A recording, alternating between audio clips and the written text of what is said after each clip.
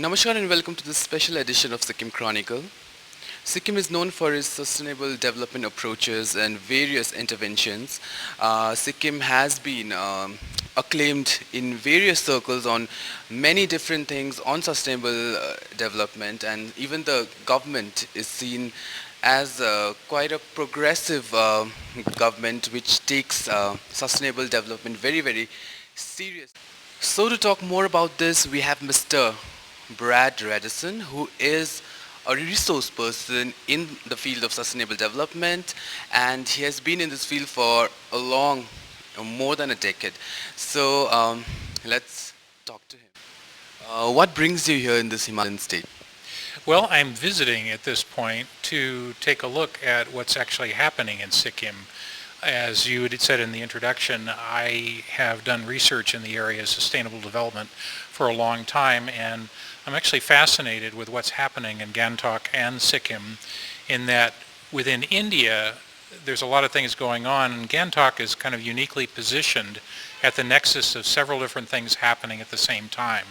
While in India proper, for example, relative to climate change and the climate crisis, you already see intense heat, you see drought conditions, you see places running out of water, such as Chennai, Delhi, and other cities across the nation. And Gangtok has been blessed by cooler weather, more access to water, and until this year, not exactly noticeable effects of climate change. But that's shifting. What they're beginning to see even this summer is that for the very first time, they are seeing temperatures that are sometimes in the 30 degrees centigrade range. It's much warmer than before. They're also seeing multiple days where there are total shutdowns of water because of that. And that and that will only get worse as time goes on.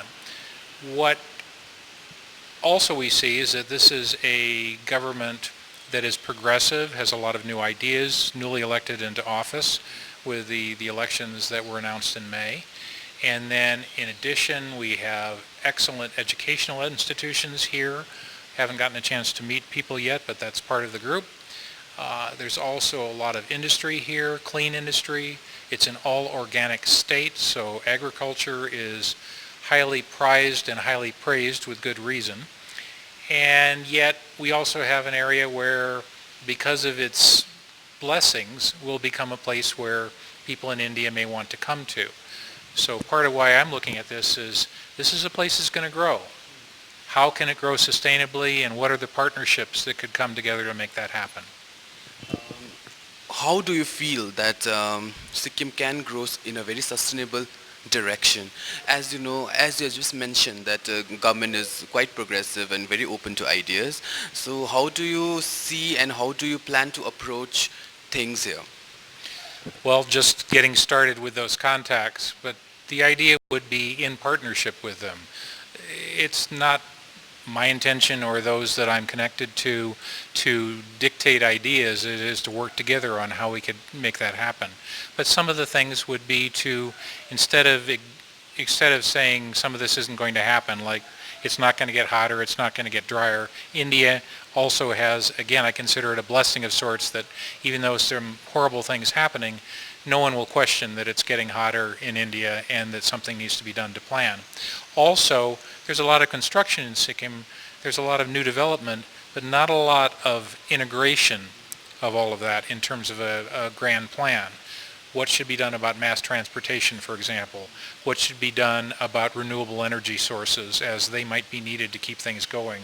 How can water continue to be available in the area? We want to partner with them to figure this out.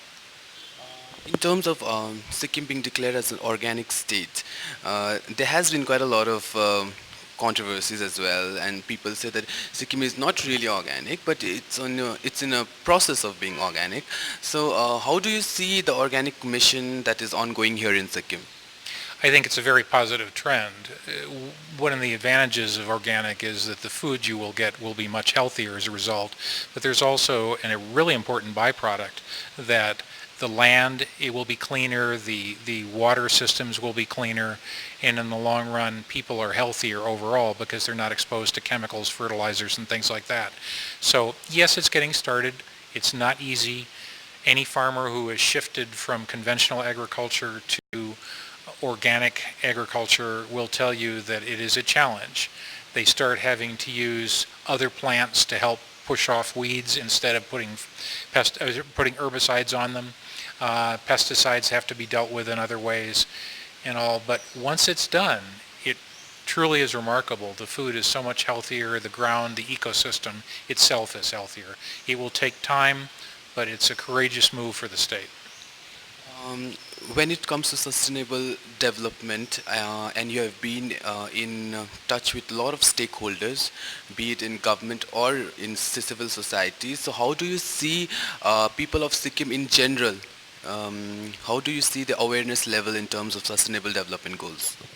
I think the sustainable development is top of mind for many, but it's still growing. Just like climate change, I would say that Gangtok citizens probably didn't think about it as much in the past until, say, this year in particular. As soon as you see your water being shut off, as soon as you see your places that you live in and work in being really hot, and you have to install fans and other things like that, the awareness grows.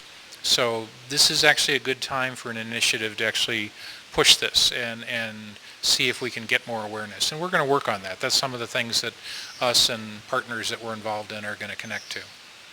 Without going into partisan politics, government of Sikkim throughout has been known as being quite progressive when it comes to policy formation and everything when it comes to environment and sustainable development goals. So how do you see government of Sikkim's role in this field, particularly in sustainable development? Well, I certainly see them as having a major role in leading by giving the opportunity, leading by offering to partner, leading by uh, calling the tough statements where they are, where there's a difficult thing to say. The government may have an ability that others don't to be able to say that we have to do something about this. And so I see them as having very much a leadership role. At the same time, they need help too. They only have so many people, they don't have a large organization, and they need others to step in. So I see them as leading from, in marketing terms, they call it mind share. You know, that they keep mentioning this, they keep bringing it up. And actually the July 7th Mother Earth Day was a great start for the nation and for Sikkim in declaring July 7th every year to be a very special day for the state. What are the other model regions or countries that Sikkim can take some good learning experience from? That's a very good question. I would say that when you see some of the more northernmost regions, there is work that's being done in Sweden, for example, where they have some really excellent initiatives that are going on there. So Northern Europe, I would say that there is a lot of research going on in the United States as to figuring out what to do about it, and there are some experimental work, some experimental activities that are being tested as to where to live, how to build and construct in a lot of different places. There's even, of all things, an ocean-borne village that is being built off the coast of Phuket in Thailand. And that is being done by a number of different NGOs and individuals to experiment with what do we need to do when we're running out of places to live. So a lot of different places have different ideas. What, according to you, can be some of the major immediate interventions that we can make for the further progress of sustainable development in Sikkim? That's a very good question. Oh, part of it is on an individual basis. People begin to practice sustainable practices themselves, recognize that water is scarce, and start changing the way they live. Um, in many countries, there's a movement to recycle gray water, such as when you wash clothes, don't let it just go down the drain, reuse it for planting, agriculture, things like that. Um, Recognize that it's a precious resource. Another thing would be, wherever possible, begin to look at, when they're doing new construction, having sustainable materials be used, to build with the idea that they're going to want to be able to add renewable energy, and to find ways to work with the environment rather than just plowing it away. So it's a complicated thing to answer, but short term, there are some good short term wins. Have you started your interaction with the stakeholders here in Sikkim? Well, as I said at the beginning, I'm just really getting started, and as well as others connected with this. But we have had some outreach. We're trying to make some contacts. And one of the things we would welcome for those that might see this interview is opportunity to connect with people that are in industry, education, construction companies, as well as the people in the new political leadership to perhaps come together and talk and see about how we can work together to really help Gantok and Sikkim be what it can be for the future. If someone wants to connect you and work with you or give you some suggestions, how can they contact you?